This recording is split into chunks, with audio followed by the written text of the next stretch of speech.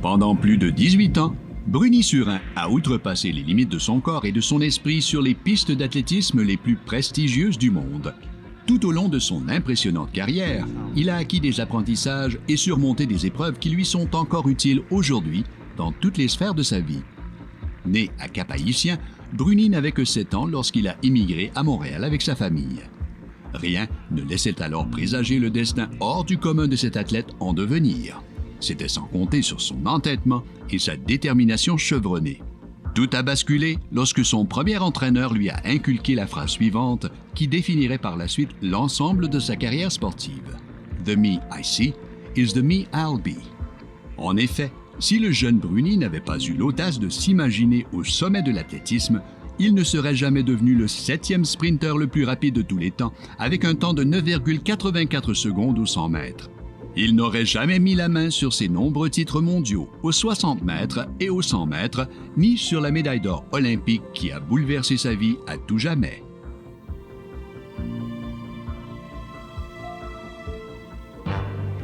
L'équipe canadienne s'est donc présentée aux Jeux olympiques de 1996 sans être vue comme l'équipe à battre. This time, the American team would be running on their home turf, and up to then had dominated the Olympic 4x100, winning 14 of the previous 18. On peut dire que les Canadiens n'en menaient pas large dans les éliminatoires et les demi-finales, et que le passage du témoin leur posait des difficultés. Ils ont d'ailleurs presque été disqualifiés lors de la première course des éliminatoires. But the Canadian team made it through to the finals, and this time, all the top nations were there as well. And they're off, and it's up to Robert Esme to run the bend and make the clean exchange to Glenroy Gilbert, and he came flying out of the box. He did blast off. There goes Gilbert down the back straight. Gilbert is in a battle with Tim Hart, and now the third exchange, Marsh and Bruni Surin, and Bruni Surin has the lead. He's going to hand off in front of what appeared to Donovan Bailey. A clean exchange, and Donovan Bailey is pouring it on. It's going to be double gold Canada. Oh, if you're Canadian, you have to love Saturday nights in Georgia. Their time of 37:69 was not only a Canadian record, but also the fastest time ever run on American soil. What a performance from the boys there! Destroyed the Americans!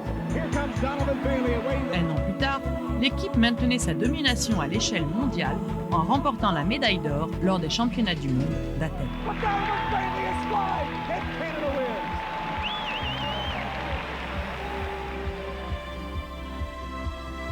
Grâce à sa persévérance, Bruni a eu le privilège de participer à 4 Jeux olympiques, soit en 1988, 1992, 1996 et 2000. Il est intronisé au Temple de la renommée olympique du Canada, au Panthéon des sports du Québec, ainsi qu'au Hall d'honneur des Jeux du Canada. Il est récipiendaire de la médaille du Jubilé de diamant de la reine Élisabeth II et de l'Ordre national du Québec. Depuis sa retraite sportive, Bruni s'accomplit dans son rôle d'époux et de père de famille, en plus d'avoir transposé les connaissances acquises en athlétisme à ses visées entrepreneuriales et philanthropiques. En plus de réaliser des investissements dans le secteur de l'immobilier, il est à la tête de 2 entreprises prospères et d'un organisme à but non lucratif. Avec Vêtements Surin, Bruni et son équipe conçoivent des vêtements de sport tendance, confortables et versatiles, adaptés aussi bien pour la salle d'entraînement et la piste de course que pour la vie quotidienne. Sprint Management Inc. est une organisation qui développe des partenariats commerciaux et offre les services de conférenciers motivateurs et de mentorat à la communauté des affaires. Depuis 2002, près de 150 000 personnes ont été inspirées et guidées par les accomplissements et les enseignements de Bruni. En guise de reconnaissance envers la communauté qu'il a soutenue tout au long de sa carrière, il a également créé la Fondation Bruni Surin, qui mène des campagnes de sensibilisation pour promouvoir auprès des jeunes un mode de vie sain et actif dans l'objectif d'encourager la persévérance scolaire et le dépassement de soi. Depuis 2003, plus de 1,5 million de dollars ont été distribués à travers les différents programmes de la Fondation. Mesdames et messieurs, veuillez accueillir Bruni Surin.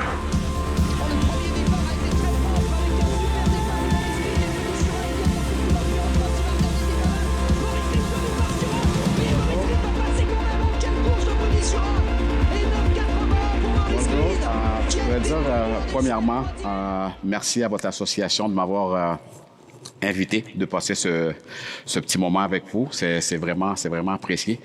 Puis des fois, quand je suis devant le public comme ça, je pense à quand j'étais jeune, quand on avait des oraux à l'école, la veille, je dormais pas. C'était un cauchemar pour moi.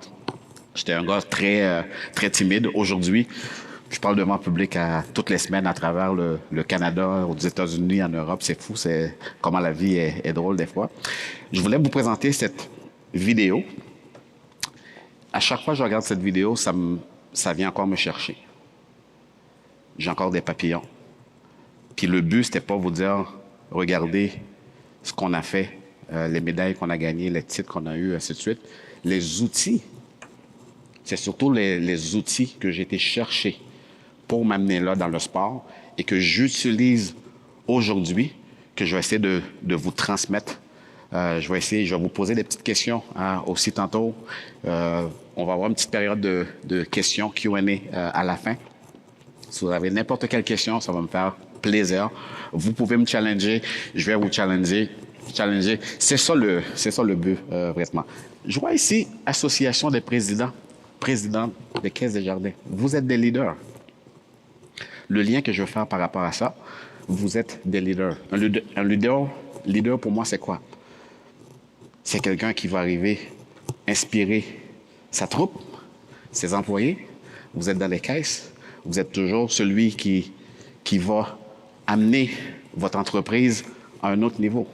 Vous êtes les personnes qui vont livrer votre message. Comment vous livrez votre message? Est-ce que vous avez confiance, justement, à vos objectifs, à toujours encourager vos employés, et ainsi de suite? Moi, je pourrais dire, mon premier leader à moi, évidemment, les parents. Mes parents ont quitté Haïti. J'avais pratiquement 6 ans et demi. Mais avant de quitter, ils m'ont dit que c'est pour essayer d'aller chercher de meilleures possibilités, de meilleures opportunités. Mais malheureusement, ils devaient me laisser en Haïti avec mes 2 sœurs. On habitait chez mes grands-parents. On avait la maison avec mon oncle, ma tante, et ainsi de suite. Moi, dans ma tête, je me dis, OK, je vais revoir mes parents, c'est sûr. Mes parents ont commencé à travailler ici, travailler très fort. Et 1 an plus tard, c'est mon père qui est revenu nous chercher d'Haïti. Là, il nous a amené plein de manteaux d'hiver. Je suis en Haïti, là. Là, je suis comme, papa, c'est quoi ça? Qu'est-ce que tu veux que je fasse avec ça? Mais quand je suis arrivé au Québec, écoute, en plein mois de janvier, à l'aéroport, en sortant de l'aéroport, je savais c'était pourquoi les manteaux d'hiver. C'était choc culturel incroyable. Mais là, oui, mes parents ont été mes premiers leaders pour moi, exemple, modèle. Mais encore plus ma mère, je te dirais. Ma mère, écoute là, 1 an, je ne l'ai pas vue. L'une des premières choses qu'elle m'a dites, avec confiance, ici, tu as toutes les opportunités devant toi. Il s'agit juste de toi. Puis n'oublie jamais une chose, mon petit gars, dans la vie, il n'y a pas de raccourci. Moi, j'ai retenu ça toute ma vie. Malheureusement, ma mère est décédée maintenant, il y a quelques années, mais j'ai encore sa voix ici. Tu as toutes les opportunités devant toi. Ça dépend juste de toi. Puis, dans la vie, il n'y a pas de raccourci. Ça veut dire ça? Quoi que tu vas décider de faire, tu ne triches pas. Parce que si tu triches, tôt ou tard, ça va venir te chercher. J'ai compris ça. Mon mindset, mon état d'esprit, ça a été ça. OK, let's go, travaille fort, puis tu vas réussir. Point à la ligne. C'est pour ça que souvent, je me pose la question, quand, comme adolescent, j'ai toujours fait du sport. Je regardais les Jeux olympiques pour la première fois, 84. Évidemment, 76, Nadia Comaneci, tout le monde sait ça, mais je n'étais pas encore dedans. C'est en 84, là, je regarde la finale du 100 mètres. Qui va être l'homme le plus rapide au monde? Je suis comme, waouh! J'étais fasciné par ça. Tu sais, à l'école, c'est toujours qui est le plus rapide de la classe, qui est le plus rapide des secondaires 1, et ainsi de suite. Là, tu avais le plus rapide au monde. J'étais comme, waouh! Et je vois l'athlète américain, Carl Lewis, qui gagne. Écoute, tout de suite, Je vous jure, j'ai été chez le coiffeur, j'étais faire la même coupe de cheveux. J'étais faire la même coupe de cheveux que Carl Lewis, puis je me suis identifié à ça. Puis moi, dans ma tête, je me suis dit, OK, je fais du sport, j'ai un certain talent, à quelque part, c'est ça que je veux faire. Et qu'est-ce que j'ai appris? Quand tu as un objectif, ou appelle-le un rêve, c'est la même chose pour vous aussi, vous êtes des leaders. Vous avez votre objectif, votre caisse, ainsi de suite. Les employés, qu'est-ce que vous attendez d'eux? Vous avez vos objectifs? Dites-le. Travaillez fort, ça va arriver. Et moi, je le dis à mes amis, je le dis à mes parents, je le dis à la société. Surprise. Surprise. Je comprends pas. Je comprends pas qu'on me dise c'est impossible. Je comprends pas qu'on me dise Bruni, sois réaliste. Je comprends pas qu'on me dise Bruni, tu rêves en couleur. 95% de la société. 95%, au moins. Tout le monde me dit, ben voyons donc, t'es malade, t'es fou, tu rêves en couleur, t'as pas d'argent, t'habites dans un quartier défavorisé. Comment tu vas acheter de l'équipement pour t'entraîner? Comment tu vas voyager?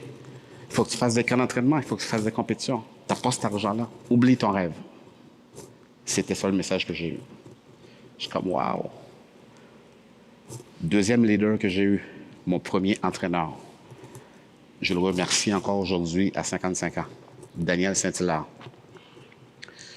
5 années de suite, de secondaire 1 à secondaire 5, il a essayé de me recruter. Hey Bruni, je vois que tu as un certain talent. Voici ma carte. Je vais t'entraîner. J'ai pris sa carte, je n'ai jamais appelé. Mon sport, c'était le basketball. Secondaire 2, la même chose. Tu te rappelles de moi l'année passée? Appelle-moi, je vais t'entraîner, tu vas être bon. Jamais. Jusqu'à temps que j'ai vu Carl Lewis. Et c'est à ce moment-là que j'ai commencé à travailler avec Daniel Saint-Hilaire. À un moment donné, à l'entraînement, je lui dis, coach, je comprends pas pourquoi tout le monde me dit que c'est impossible et tout ça. Moi, je suis un gars visuel. Il me dit, OK, je vais te montrer c'est quoi. Parce que je lui ai demandé, ça représente quoi courir plus vite que Carl Lewis? Il me fait la distance de 10 mètres. C'est 32 pieds. C'est loin, là. C'est à peu près où est-ce que je suis à la fin du grand écran, là. 10 mètres, 32 pieds. Il dit, voici. J'avais d'autres athlètes qui étaient beaucoup plus expérimentés que moi, qui étaient beaucoup plus rapides que moi, qui étaient meilleurs que moi. Ils ont vu la même chose que l'entraîneur m'a montré et tout le monde me dit, Bruni, on te l'avait dit que c'est impossible, maintenant tu le vois que c'est impossible. Et mon coach qui me dit, Bruni, essaie de visualiser que quand tu vas courir, tu passes cette distance-là en moins de 1 seconde. Comme leader, la façon qu'il m'a transmis le message, la façon qu'il m'a expliqué ça, j'ai cru en lui. J'ai dit, OK, coach, je vais le faire. Je vais visualiser. Après les entraînements, avant de me coucher, dans mon quartier défavorisé, au sous-sol de chez mes parents, je visualisais. Et j'essayais de me voir courir plus vite que Carl Lewis. Au début, c'était pas évident. C'est comme, mais voyons donc, OK.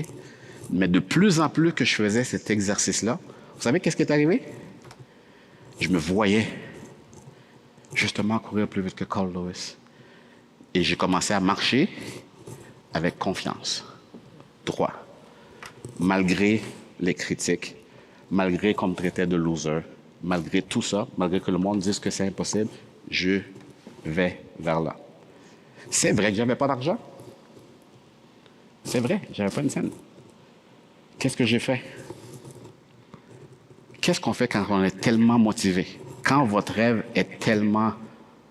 Vous le voulez vraiment, vous allez trouver les moyens. Il n'y a pas de mais. Le parallèle par rapport à ça, des fois quand je demande aux jeunes, primaire, secondaire, vous, c'est quoi votre rêve? Quand les gens, des fois, vont me dire, mon rêve, c'est ça, mais je dis aux gens, n'importe qui, enlevez le mais. Enlevez-le. Trouvez des solutions. Mon mais à moi, pas d'argent, qu'est-ce qu'on fait? Toc, toc, toc. Dépanneur à côté de chez moi. Un dépanneur. Michel, ces histoires-là, ça reste ici à vie. Michel me dit, Bruni, j'aimerais bien, mais je n'ai pas les moyens. Et je commence à avoir d'autres entreprises dans mon secteur. C'était non, non, non, non. Je vais en dehors de mon secteur. Trouver, il me faut de l'argent, il me faut du financement. Et là, je me retrouve sur une rue qui s'appelle Boulevard Saint-Hubert et Villeray. Un restaurant qui s'appelle L'Entretemps. Je rentre, je connais pas personne. Je fais encore mon pitch. Je veux du financement. Et le monsieur, je vois qu'il allait me dire non, ça marche pas. Pas grave. Je vais aller voir un autre magasin. En sortant de son restaurant, le propriétaire me rappelle. Il sort son chéquier, 500 $. J'étais comme, yes! C'est avec cet argent-là que j'ai été acheter mes premières pointes, mes souliers de compétition, avec cet argent-là. Et j'ai commencé à faire des compétitions plus sérieusement à Montréal, au Centre Robillard, Québec, Université Laval, Sherbrooke. Vous avez vu la compétition Sherbrooke ici? Ça, c'est la première compétition que j'allais courir contre des professionnels. J'étais pas encore un pro. Mais qu'est-ce qui est arrivé? À Sherbrooke, dans le temps, il y avait des compétitions internationales. J'étais dans la section plus provinciale. Et là, dans le sprint, il y avait un star américain qui ne pouvait pas faire le voyage. Donc, il y avait un couloir de libre. L'organisateur vient me voir et dit, Bruni, ça te tente-tu? Courir. Il y a un couloir de libre. Vous savez, quand vous avez des opportunités dans la vie, sautez dessus. Sautez dessus. Let's go. Le pire qui peut arriver, c'est quoi? Je finis dernier, puis bon, OK, c'est pas grave. J'ai couru contre des pros. C'est ça le mindset. Pas grave, on y va. Je fais la course contre les professionnels. Surprise, surprise. Je termine 3e. Oh, wow! Tout ça pour vous dire, parenthèse, j'ai encore la photo du podium à Sherbrooke. 87. Je suis 3e position. J'avais écrit le nom du restaurant sur ma camisole, L'Entretemps. Je regarde la photo, ça me fait rire encore, c'est fou. Et là, il y avait un athlète qui gagnait tout. Qui gagnait toutes les compétitions. C'était le king, c'était le superstar. Après ça, il est allé au championnat du monde. Il gagne. L'argent, la gloire, multimillionnaire, tout. Après ça, s'en va aux Jeux Olympiques. Gagne les Jeux Olympiques. Yes! Quelques heures plus tard, je pense que c'était moins de 48 heures, une nouvelle sort. Cet athlète-là pensait qu'il y avait des raccourcis dans la vie. On va aller plus vite. On va tricher. Pouf! J'ai revu cet athlète. Ça fait peut-être 7-8 ans à Toronto. C'est quelqu'un d'effacé. C'est quelqu'un... J'essaie de lire son body language. Il n'est plus là, comme on dit. C'est fou. D'après moi, je pense qu'il aimerait redonner tout pour recommencer à zéro. Mais c'est impossible. C'est fini. Réputation finie à vie. Encore il y a quelques mois, le journal L'Équipe, grand journal de sport en France, qui m'a appelé parce qu'il voulait faire une entrevue de cet épisode-là. Ça reste à vie. C'est fou. Combien de temps ça a pris, le rêve ici, à la réalité? Ça a pris du temps. Quand je demande aux jeunes, combien de temps pensez-vous que ça m'a pris pour réaliser mon rêve ultime? Ça n'a pas été facile. J'allais frapper aux portes pour essayer de rentrer dans les compétitions. On me fermait la porte. Comme à Zurich. L'organisateur qui me disait, on t'a pas invité ici? Prends la porte. T'es pas de niveau. Et d'autres athlètes, en sortant de la porte, qui me regardaient, qui trouvaient ça drôle. Ha ha ha. Loser. Le promoteur qui me dit, je suis pas assez fort. J'ai regardé la course à Zurich derrière le stade. Vous savez, derrière un stade, il y a des grilles. Et j'étais comme ça. Je regardais les meilleurs athlètes. Et on me disait que j'étais un loser. Savez-vous, c'était quoi mon mindset?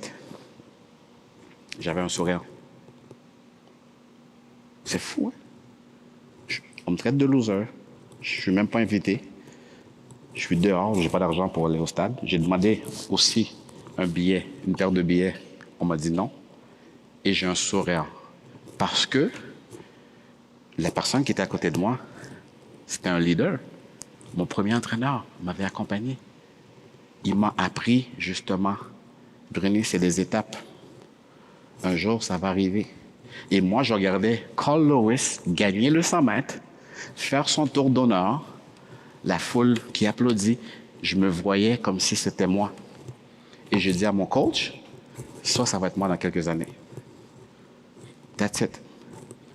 L'ironie,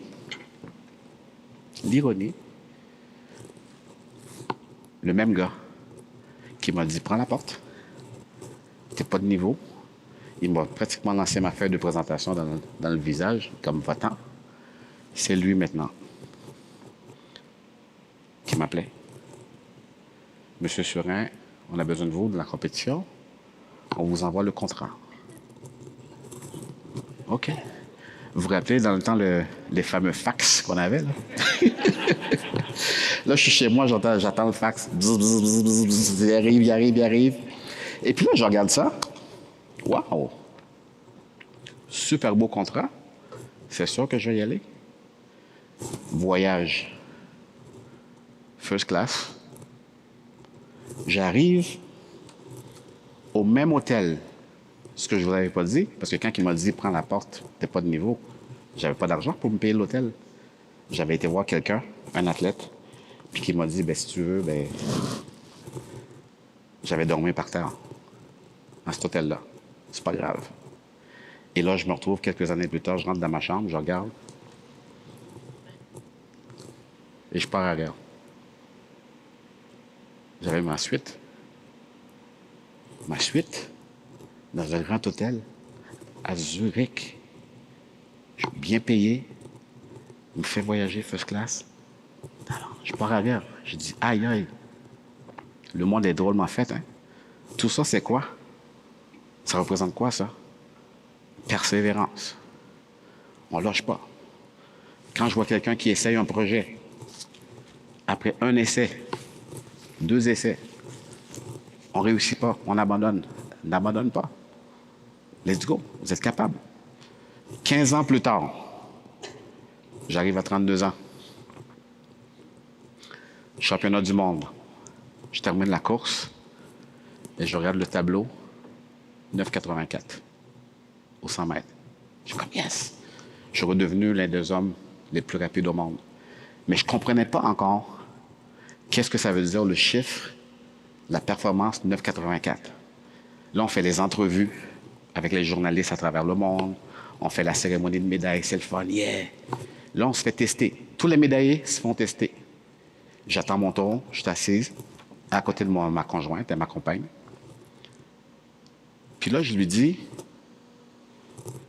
j'ai couru 9,84. Elle me dit, ouais. Genre, ça fait ça 2 heures.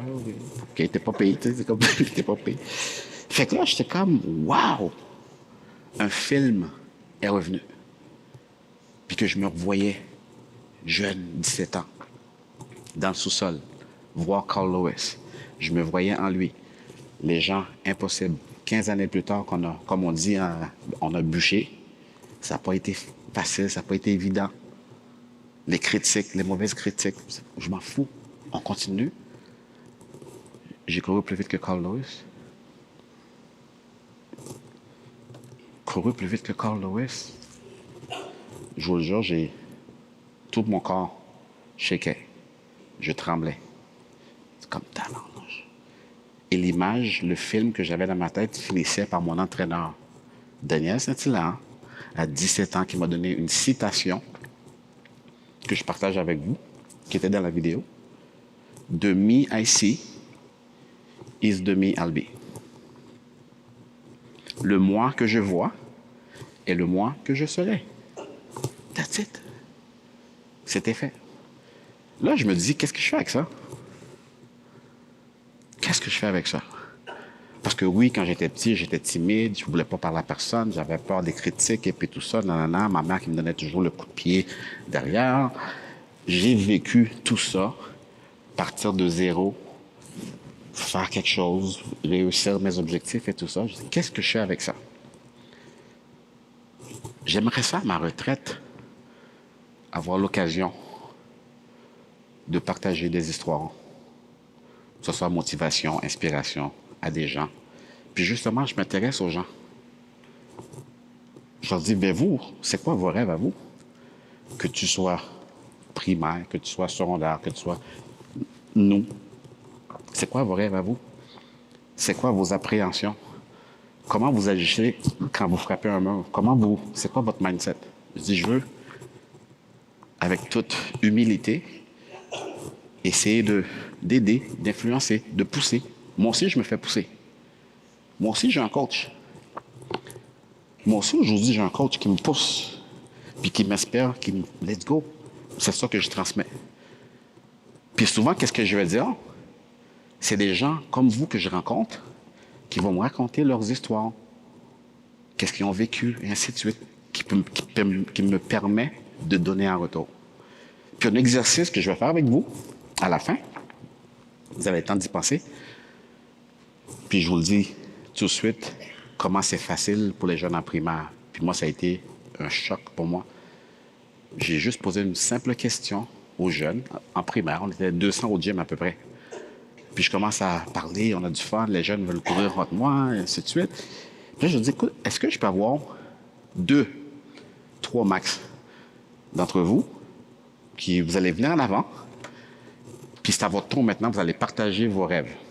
À ma grande surprise, toute la gang de petits avait la main levée. Il veut, hey, moi, je vais y aller, moi. J'étais comme, aïe, aïe, c'est beau ça. Je continue l'exercice. Une autre occasion. École secondaire.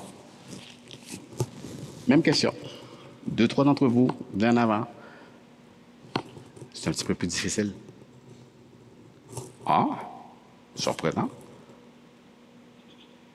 Des fois, j'essaie d'avoir des eye contact, puis des fois, les jeunes font... Ils veulent pas avoir de contact au cas où que je vais leur dire, toi, c'est fou. Mais savez-vous qu'est-ce que j'ai fait une fois? 500 élèves à l'auditorium. L'auditorium est full. J'ai un défi. Les jeunes sont... Puis là, dans le fin fond, il y a 4-5 gars. Puis l'un d'eux commence à dire le nom de son ami. On va l'appeler Alain. Puis il me dit, Alain. Là, tout le monde s'est mis à crier, Alain. Là, moi, je suis en avant. Je regarde la face d'Alain. Alain, il est nerveux. Alain est terrorisé. J'ai dit, ben, tu viens, Alain?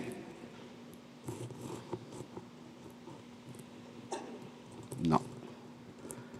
J'ai dit, Alain, je te jure, je t'assure, je vais être à côté de toi, ça va super bien aller, je te le promets. Finalement, il est venu.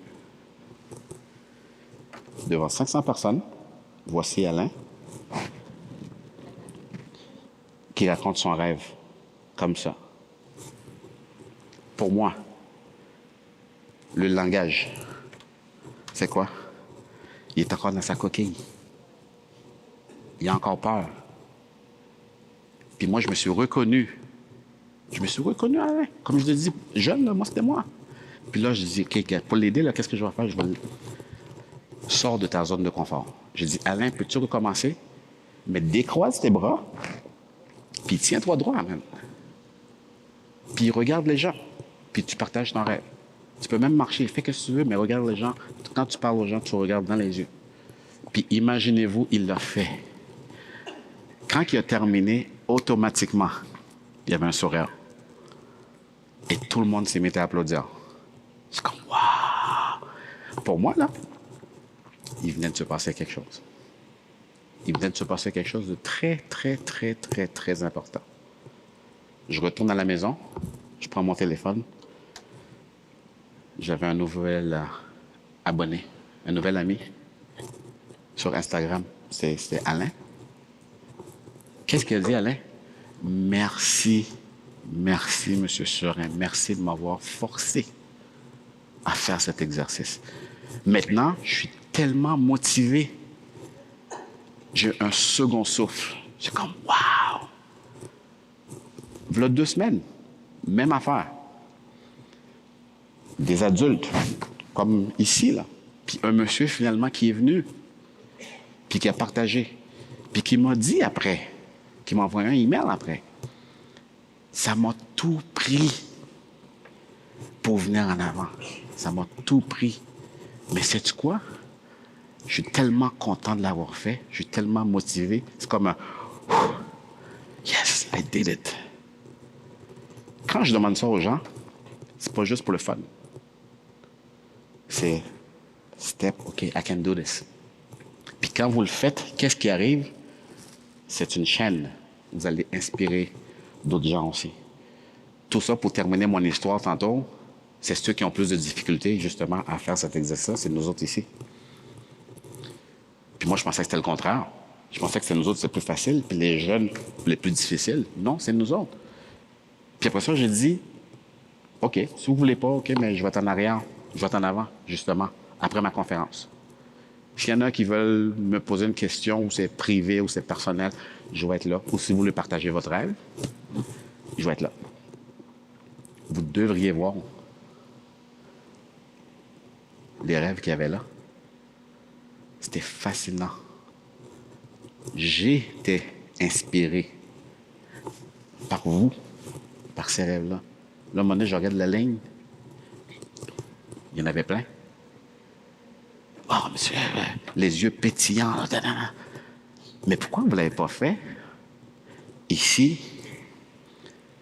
c'est pas ma réponse, hein? C'est vos réponses. Qu'est-ce qu'on va dire de moi? Qu'est-ce qu'on va penser de moi? Je veux pas qu'on rie de moi. Je veux pas qu'on rie de moi. Faut un petit peu tranquille. Qu'on rit de vous, c'est pas de vos problèmes. Mon coach nous dit tout le temps, la même affaire, qu'on rit de vous, c'est pas vos problèmes. Objectif, travail, visualisation, persévérance, succès. That's it. Quand j'ai fait ma meilleure performance, j'étais avec Nike, imaginez-vous. Plus grande firme de sport au monde, mais de loin, là. C'est fou. Si vous avez la chance encore, il y a un film sur Netflix que j'ai vu récemment. Écoutez-le, c'est fascinant. Là, Nike me dit, Brunet, si tu veux, tu dessines tes propres souliers, n'importe quoi, on te le fait. Puis on t'invite à la maison mère. Wow! Nike qui me dit ça. Et c'est un rêve. C'est fou. Là, chez moi, je suis en train de dessiner mes trucs, la couleur, ainsi de suite, et je me rends chez Nike avant d'entrer. Puis je regarde les grands édifices. Tout Nike. C'est hallucinant. Puis je reviens toujours à la base. Nike a commencé comment? Le scratch. C'est ça aujourd'hui. Et là, je rentre, je m'assois avec les top designers. Ma mère était couturière. J'ai grandi avec ça.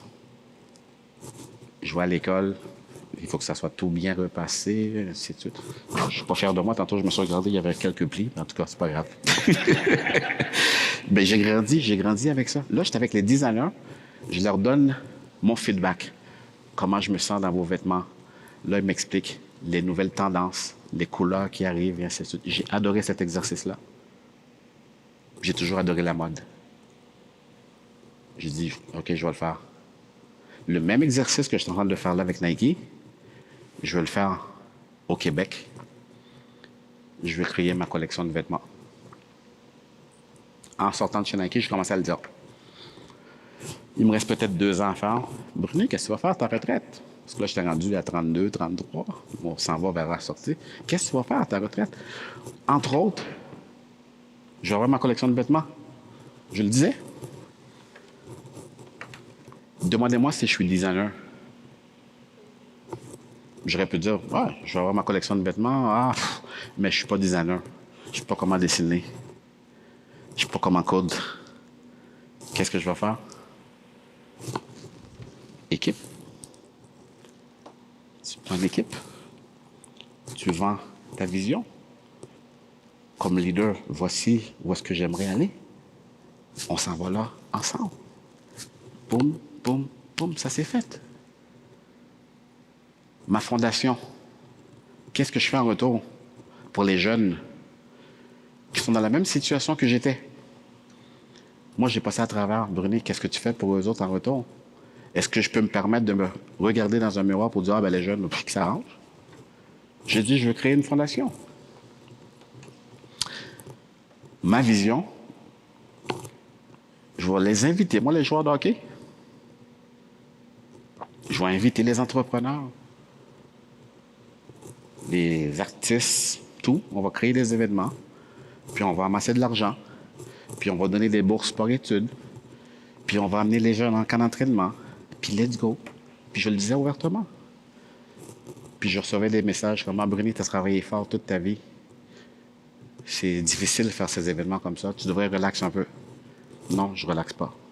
Je veux le faire. Puis là, ça fait plus de 20 ans qu'on fait ça. Puis là, on rentre dans les écoles.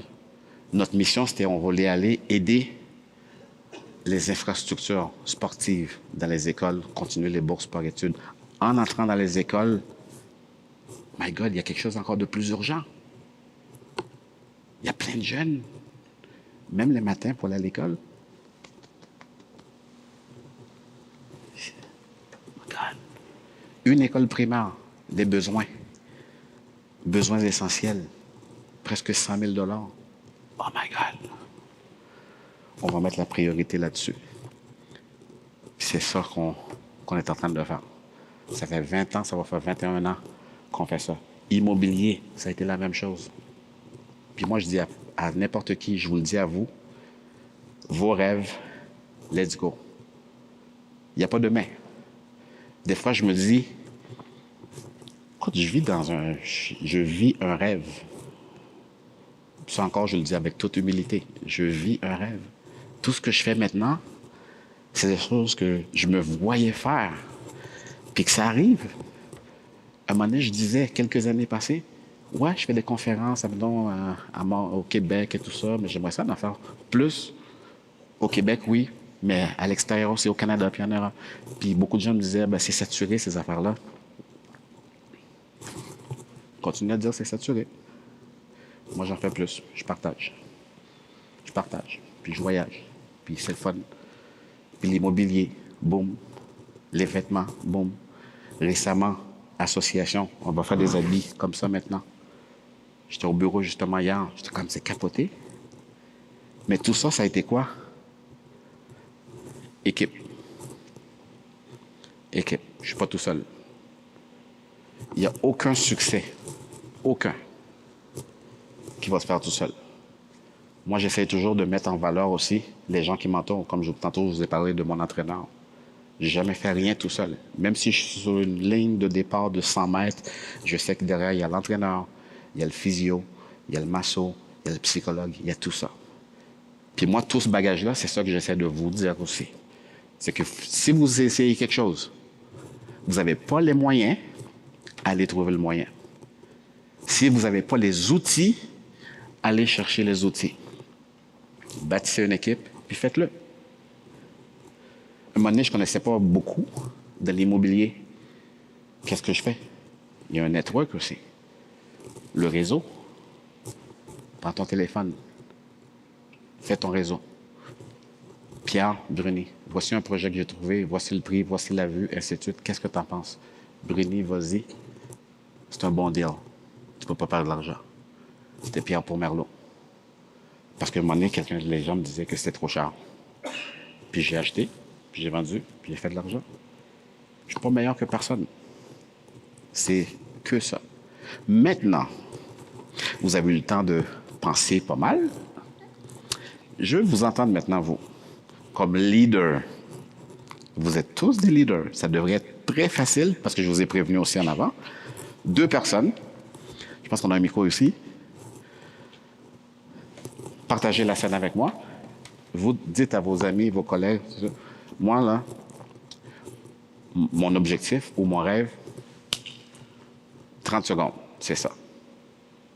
2 personnes. Le micro ici, je pense qu'il fonctionne aussi. Vous pouvez prendre ce micro-là.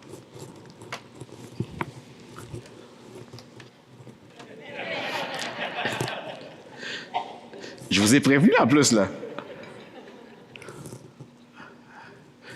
Oh, ou sinon, je vais faire comme en secondaire.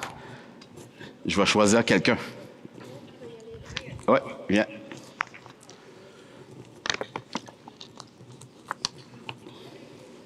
Alain, c'est ça?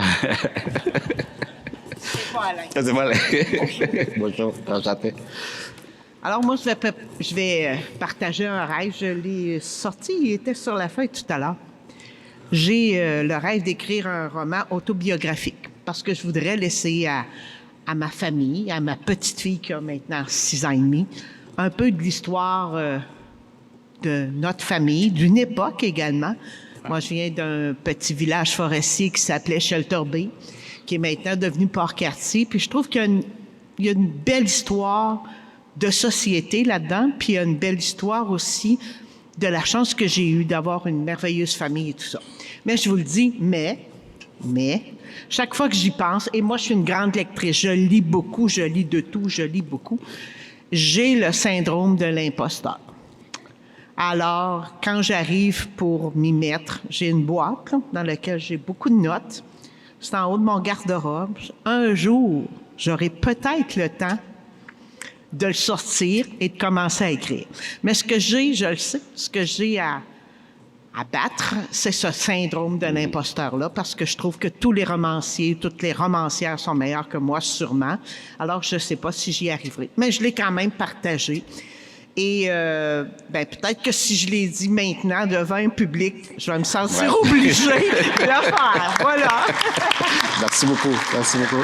Merci. Vous voyez, si je peux me permettre, écoute, c'est un très beau rêve, puis vous n'avez pas aucune raison d'avoir ce côté, d'avoir ce syndrome d'imposteur-là. Vos histoires, comme je vous l'ai dit, c'est inspirant. Vos grands-enfants, d'autres personnes, ils vont être inspirés. Ils vont être inspirés par ça. Puis moi, qu'est-ce que je peux me permettre? Écrivez dans votre agenda. Puis dites, voici, moi, je veux commencer là. Puis s'il faut que vous mettiez dans votre agenda comme une fois par mois, je ne sais pas, dépendamment de votre occupation et ainsi de suite, donnez-vous ce devoir-là. Parce que le risque, le danger, c'est que comme vous dites, oui, un jour, mais ce jour-là, des fois, c'est jamais. Mais imposez, écrivez dans votre agenda. Félicitations. Merci. Merci. Je pense qu'il y avait monsieur. Ouais.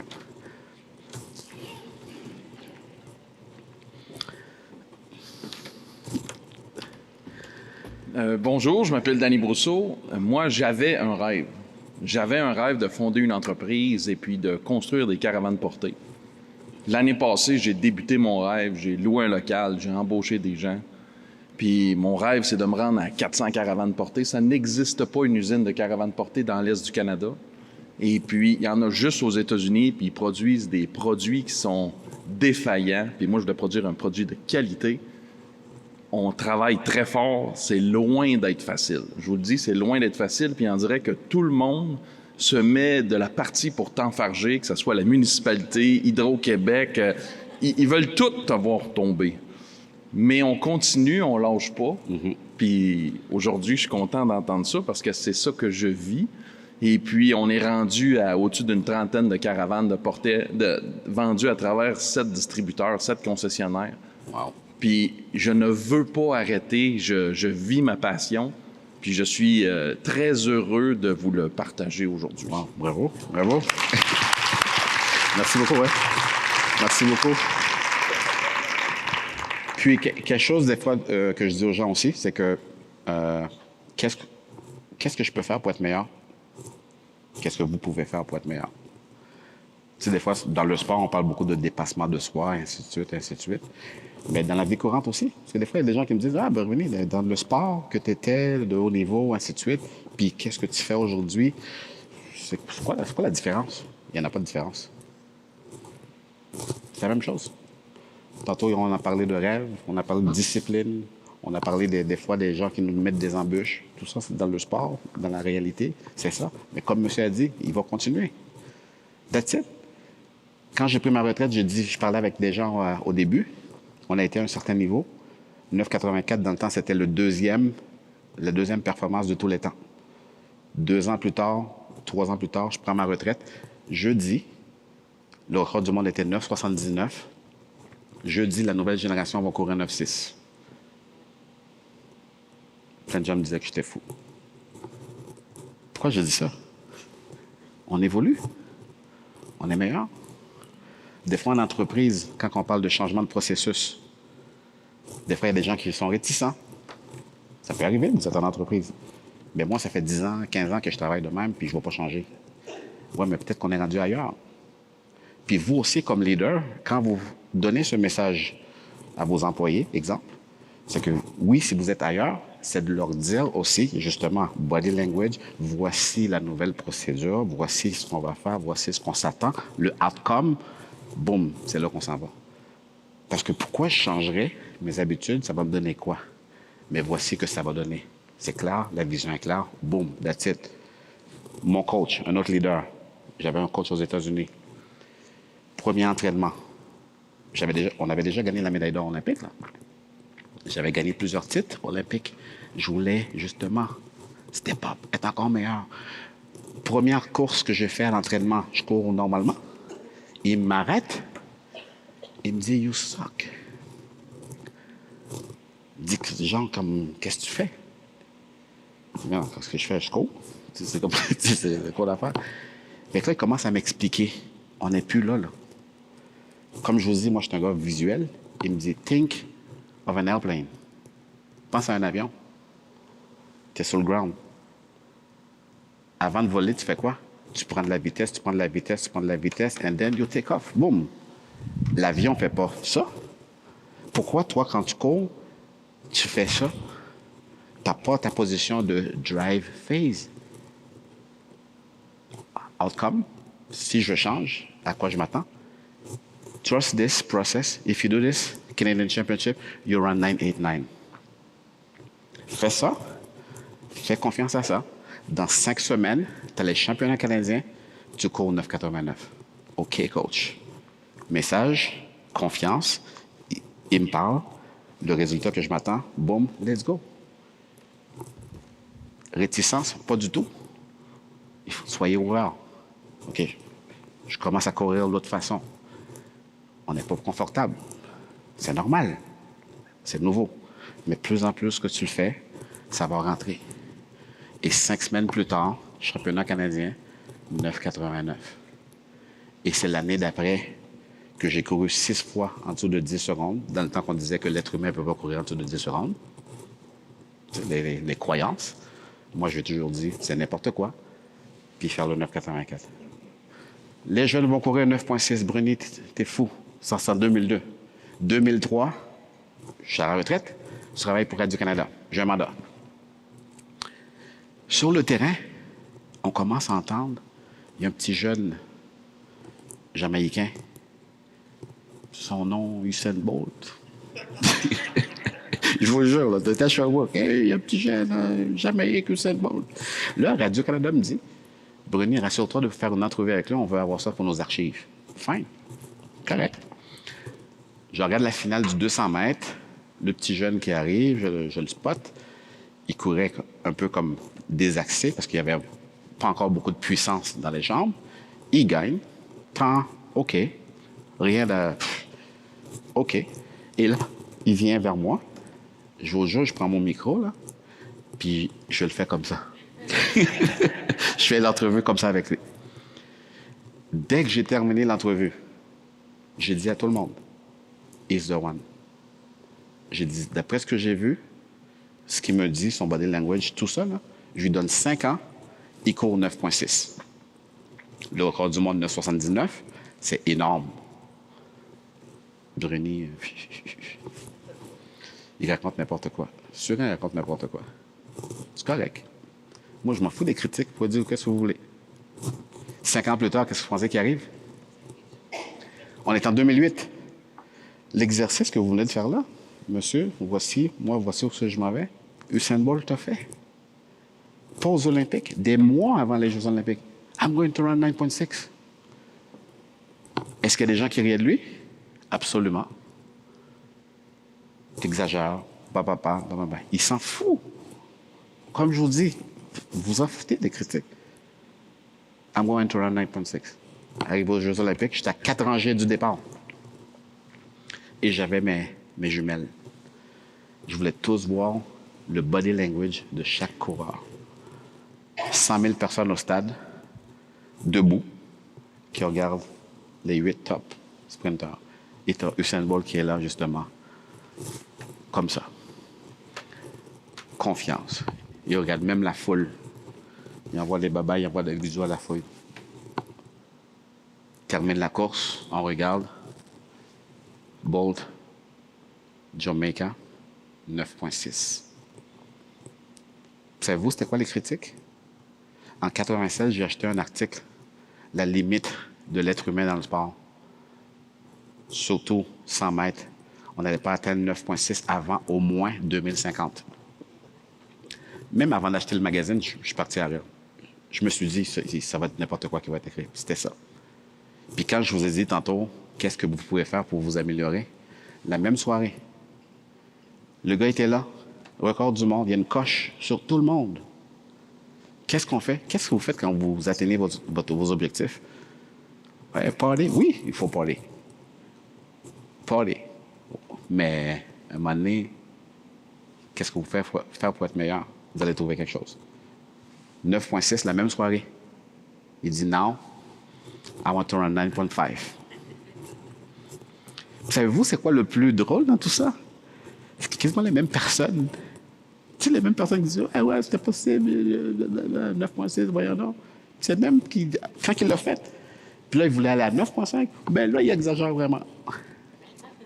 Fait que tout ça pour dire, il y a toujours des gens qui vont parler, qui vont en mais vous c'est comme si je vous dis, vous avez votre couloir, là, puis let's go, let's go, let's go, let's go.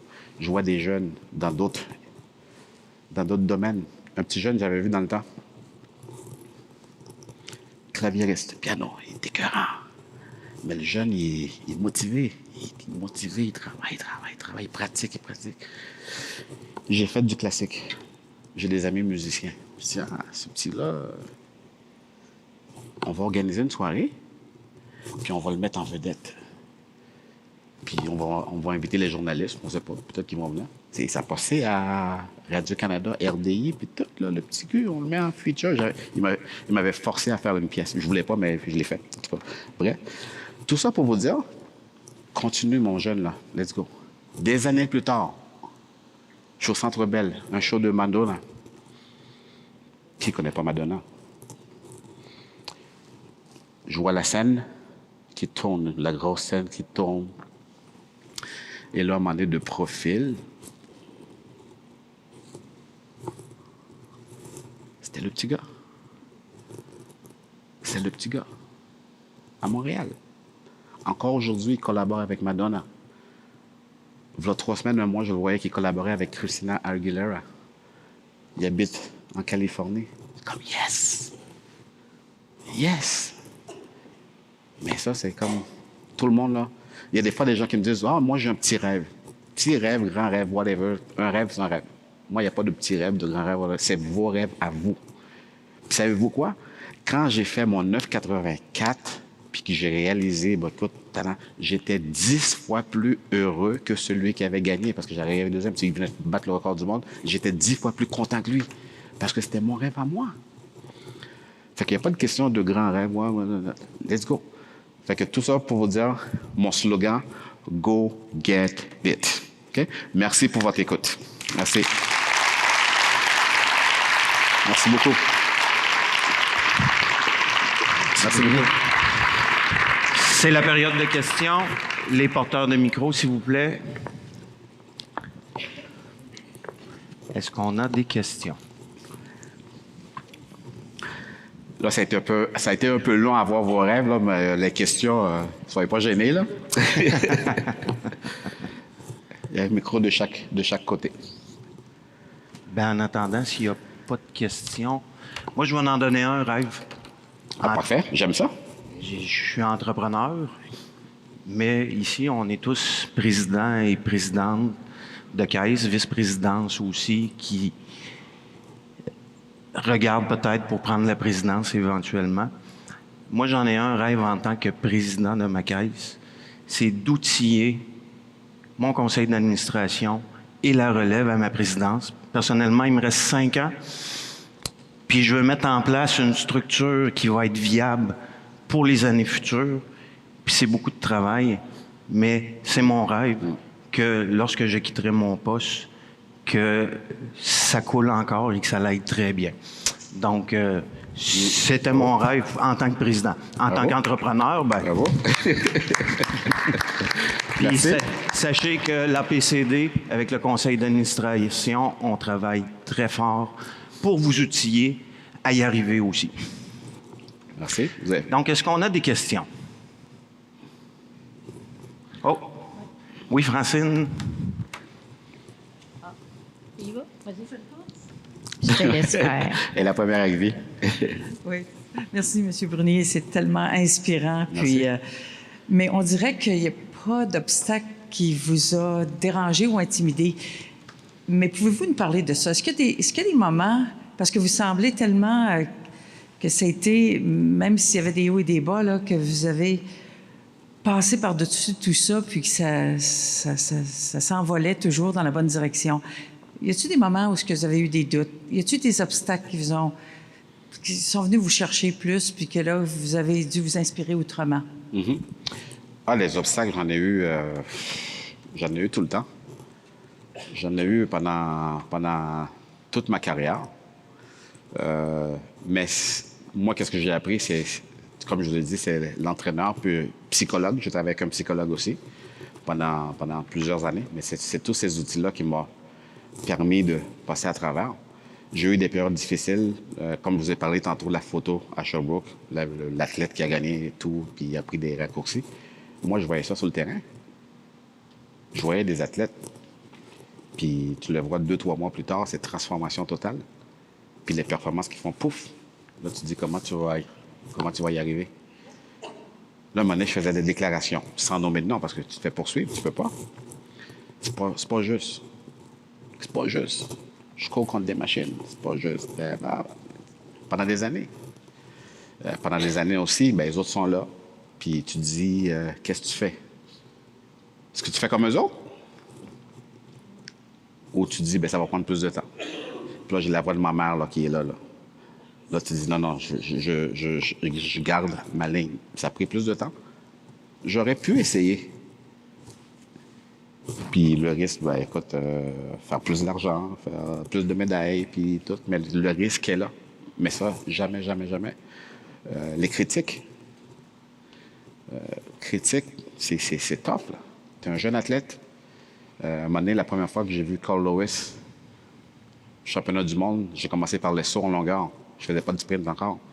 Puis chaque athlète, on a 3 essais pour essayer de sauter le plus loin, mais tu as une limite. À mes 3 essais, j'ai dépassé la limite d'une petite affaire.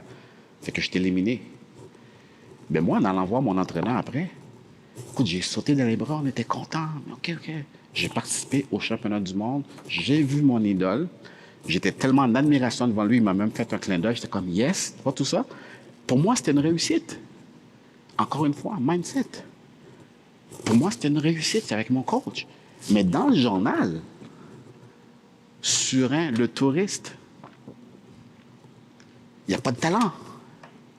Pourquoi qu'on a pris un athlète comme Surin pour représenter le Canada? Il n'y a aucun talent.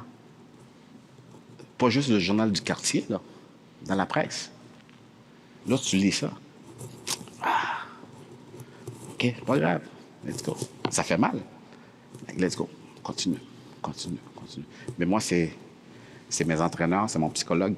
Comme je le dis, c'est l'équipe qui m'aidait à passer à travers tout ça. En entreprise, c'est la même chose. C'est ça qui me fait aussi passer à travers. Dans mes entreprises, à un moment donné, j'ai eu beaucoup de difficultés. À un moment donné, on perdait de l'argent. On perdait beaucoup d'argent. Puis là, quand j'arrivais à la maison, ma conjointe, puis ça va, ouais, ça va. Mais ça va pas. Puis je ne pourrais pas me permettre non plus d'aller au bureau comme leader. Les employés sont là. Body language. On va trouver le moyen. On va passer à travers. Let's go. C'est ça un leader. Puis un leader aussi, très important, équilibre. Parce qu'un leader, on vous demande beaucoup. On vous demande des Superman. On vous demande des Superman. Tu ne peux pas arriver au bureau puis gars, ça marche pas. Non. Tu influences tes employés. Toi, tu es supposé être là. Let's go. Tu es supposé être la personne. Let's go. Mais à un moment donné, prenez soin de vous aussi. Moi, c'était le psychologue. Je sais pas, ça existe des psychologues aussi dans vos domaines. Quelqu'un à qui parler. Activité physique, très important. No health, no wealth. Santé, numéro 1.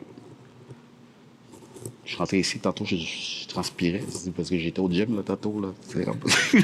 Excusez, là, c'est très important. On ne vous demande pas de faire les Jeux olympiques. Puis l'entraînement, ça peut être la marche. Ça peut être trouver quelque chose. Ça peut être la natation. Tu ne peux pas jogger, mais natation. Elliptique. Santé, très important. Fait que pour finir la question, oui, j'ai eu beaucoup de challenges, mais dans tout challenge, que ce soit n'importe quoi, c'est qu'il y a deux choses. Tu frappes un mur. Pourquoi tu as frappé le mur? Il y a une raison pourquoi tu as frappé un mur. Trouve le pourquoi. Puis 2, qu'est-ce que tu vas faire pour te sortir de là et SCP? Le plus vite possible. Plus grande défaite de ma carrière, avant la médaille. Je voulais gagner aussi le 100 mètres. Tu arrivé aux Jeux olympiques. Demi-finale. Il y a 2 demi-finales. Où est-ce qu'on va prendre les 4 premiers pour faire 8 en finale? J'étais en demi-finale et je suis classé 2e au monde. Je termine ma course. Je savais qu'il y avait quelque chose qui clochait. Puis je regarde mon nom sur un Canada 5. La réalité vient de frapper là. Paf! Aux Jeux olympiques. Ça veut dire, mon gars, là, t'es 2e au monde, puis tu vas pas faire la finale. It's over. Mets ça en pratique. Là, c'est sûr que c'est tough, là. Ma conjointe qui pleure, l'entraîneur qui comprend pas qu'est-ce qui s'est passé. Puis là, je retourne à la maison. Pourquoi je suis là? Pourquoi j'ai frappé un mur? En plein milieu de la nuit. Ah! Je comprends maintenant. Quand j'allais à l'entraînement à plusieurs reprises, la flamme n'était pas là. Plusieurs reprises, je faisais un demi-tour, je retournais chez nous. Je n'ai pas été à l'entraînement. Parce que pourquoi je voulais gagner cette médaille? Pour mes amis, la famille, les commanditaires, le pays. Je n'étais pas dans l'équation. Qu'est-ce que tu vas faire maintenant, Brené? Oui. Maintenant, priorité, là, c'est moi. C'est moi le numéro 1. Je vais faire pour moi. Je vais avoir du fun. Quelques heures plus tard, j'ai été dans la piscine. Puis je disais, oh, man, life is great. La vie est belle. Je vous le jure, il y a des gens qui sont sortis, parce qu'on était plusieurs personnes, sont sortis dehors, puis ils m'ont vu à la piscine. Are you OK? C'est comme, t'es-tu correct? Et le gars, il vient d'avoir une défaite olympique, cauchemar, même pas 24 heures plus tard, il nous dit que la vie est belle. Est-ce qu'on a toute cette capacité? Je crois à 100% que oui. Je crois à 100% que oui. Ouais, ben vous en avez parlé un petit peu, mais moi, j'ai jamais été le deuxième meilleur au monde dans quelque chose. Là, fait que c'est pas quelque chose que je peux comparer. Mais de votre côté, là, vous avez dit, je suis arrivé deuxième, j'étais plus heureux que le premier. Comment vous réconciliez ça avec un sport de compétition, dans le fond? Parce que là, la compétition ne semble pas être avec vos adversaires, mais plus envers vous-même. Fait que comment vous vivez ça, de dire c'est la meilleure performance que je ferai jamais, mais je suis encore deuxième aujourd'hui? Bien, tout dépend de votre objectif, on peut dire de capacité, whatever, de votre... Moi, c'est la même chose que ça avait été en équipe aussi. C'est la même chose. Mais là, nous, je ne sais pas si ça va répondre à ta question, mais nous, en équipe, il y a quelque chose de miraculeux qu'on peut faire en équipe. En équipe, on voit l'équipe ici, on n'est pas obligé d'être les meilleurs individuels versus eux autres pour gagner. Ça dépend comment on travaille notre équipe, notre cohésion, notre communication, confiance en soi. Ça fait des miracles. 96, on n'était pas les favoris. 96, on allait en camp d'entraînement ensemble. On ne faisait pas juste s'entraîner, puis OK, on se revoit demain, puis chacun faisait son chemin. Souvent, on allait manger ensemble. On socialisait ensemble. On s'entraidait ensemble. On est arrivé en compétition. Confiance, les 4 boys ensemble. Let's go, guys. Les Américains, mentalité, we are the best, we are the fastest. Équipe, cohésion. Non, on est les meilleurs. Maintenant, aller en équipe, qu'est-ce qui arrive? Pouf, cette équipe-là gagne. Comment ça se fait? 96, ils avaient une avance de 1 demi-seconde sur nous. 1 demi-seconde. Ça représente, comme quand tu cours, 1 foulée, 2 foulées, qui est énorme. Imaginez-vous, il y a quelques mois, il y avait les championnats du monde de 2022. Les meilleures performances de l'année. 9,78, 9,80, 9,84, 9,85, 9,86, les Américains. OK? Au 100 mètres, médaille d'or, USA. Médaille d'argent, USA. Médaille de bronze, USA. Bravo. On arrive maintenant, quelques jours plus tard, au relais. Et je suis encore une fois à la télé, avant la finale. Sachant ça, je dis, on va l'avoir. Notre équipe, meilleure performance, 10-0-0, 10-10, 10-14, 10-18. Les Américains ont une avance de 1 seconde et 1 dixième. Ça représente quasiment, quand tu cours, 1, 2, 3, 4. C'est comme, voyons donc, qu'est-ce qui est arrivé? Ils ont gagné. That's it. C'est arrivé aussi des fois qu'on est arrivé deuxième puis qu'on était content, dépendamment de notre évolution, dépendamment où est-ce que tu es dans ta vie, dans tes performances et ainsi de suite. Il y a des gens qui disent deuxième, c'est loser. C'est une façon de voir les choses. Mais deuxième, ça peut être... Des fois, je vois des athlètes, si on prend l'athlète, deuxième, fâché, 10. Comme je dis, chacun a ses trucs. Mais quand j'entends, à cause d'une performance, puis que ça dure des années, puis que ça peut même se transmettre en dépression, moi, je dis, life is too short. De perdre tout ce temps-là à cause de ça, change ton mindset, à mon avis. Hein? Oui? Oui, ben bonjour. Bonjour. Dans quelques mois, je vais entreprendre une 35e année d'enseignement dans une école secondaire. Vous comprendrez que vos propos sont venus m'ébranler beaucoup. Depuis la pandémie, la fin de la pandémie, donc c'est la première année cette année qu'on revit une année normale avec nos élèves dans les écoles secondaires, On les a retrouvés dans un état assez lamentable. C'est vraiment pas facile là, au niveau... Moi, j'ai des secondaires 3 cette année. Puis là, j'entendais toute votre... Je me disais, bon, il faudrait qu'ils viennent parler à nos jeunes. C'est sûr que... Puis j'écoutais là, à quel point là, tout ce que vous avez décrit, c'est ce que je vois aussi, là, des jeunes qui ont de la difficulté à exprimer leurs rêves, qui ont peut-être de la difficulté à les identifier aussi. Ma question, qu'est-ce que vous avez à nous donner comme conseil aux enseignants du secondaire auprès de nos jeunes? Ça aussi, c'est un très grand rôle, professeur.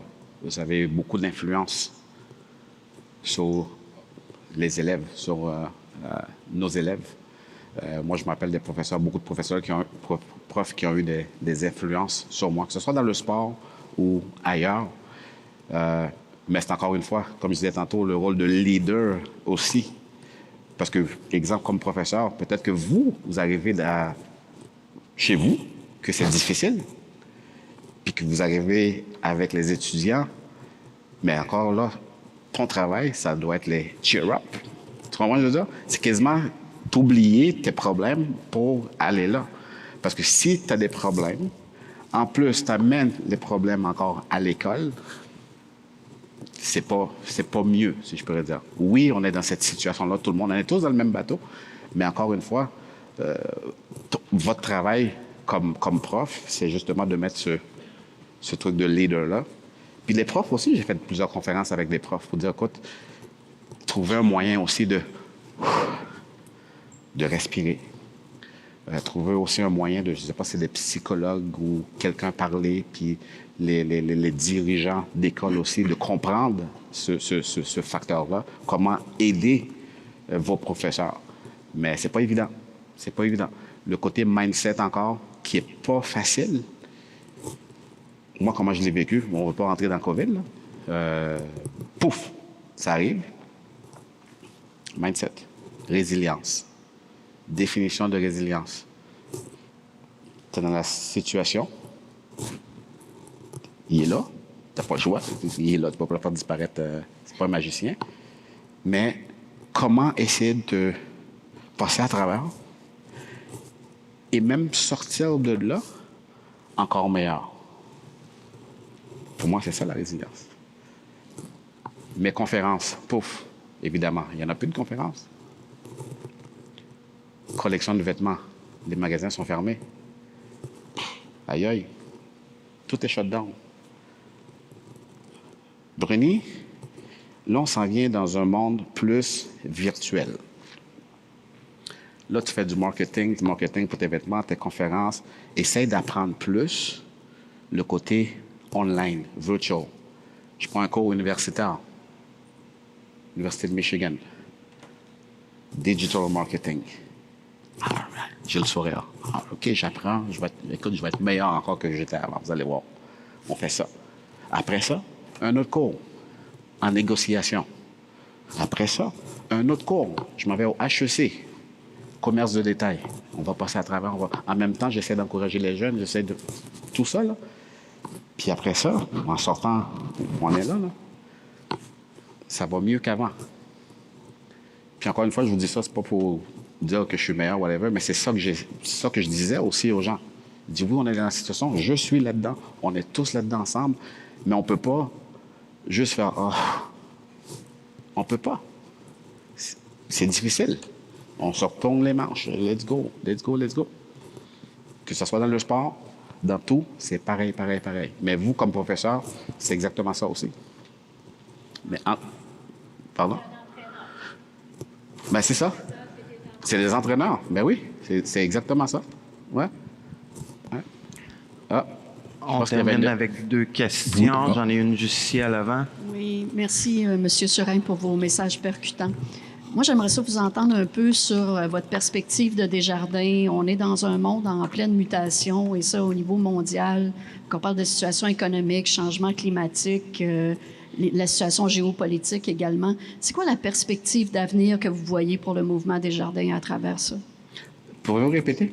Vous êtes dans un... Ouais, cela, c'est... Oui, je vous ai fait un peu une introduction un peu longue. En fait, compte tenu de la situation mondiale qu'on vit à l'heure actuelle, le monde est en mutation.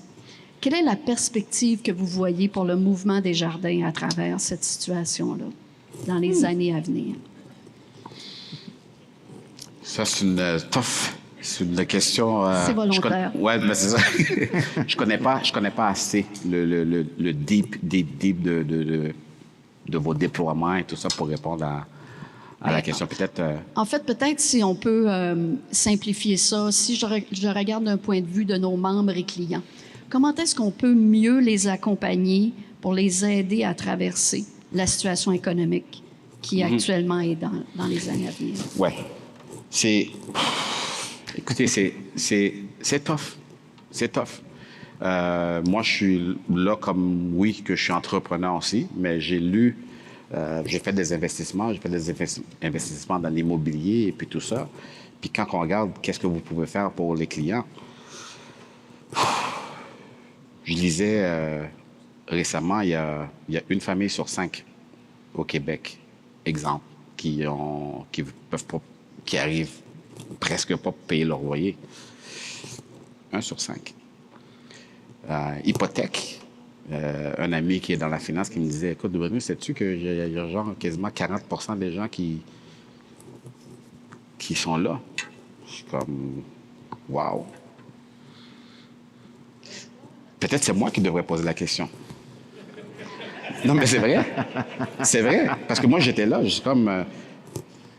puis je suis comme, ouf. Puis je vois les taux d'intérêt. Puis c'est fou. Moi, je suis curieux de vous entendre là-dessus. Parce que moi, je n'ai pas la réponse. Sérieux. Un moment donné, je vais... Sérieusement, dernièrement, je faisais des trucs, des commissions rapides. Je m'en vais au supermarché. Puis j'achète quelques trucs. Non, j'arrive à caisse, ça me coûte 200 $. Puis c'était pas... j'achète quelques trucs, ça me coûte 200 $. Écoute, je suis... OK, je peux me le permettre, whatever, mais là, j'ai tout de suite pensé que c'est fou. Une famille qui sont plus dans le besoin, tout ça, c'est impossible, là. Puis qui a une réponse ici? Merci pour la question. Moi, je peux pas la répondre. Je vous jure, là, je peux pas la répondre. Parce que je suis dedans aussi. Juste une petite intervention, Bruni. Tu as soulevé quelque chose tout à l'heure avec ta fondation. Tu permets à des enfants de manger le matin. Oui. Desjardins est un formidable citoyen corporatif. Ça pourrait déjà être un premier pas.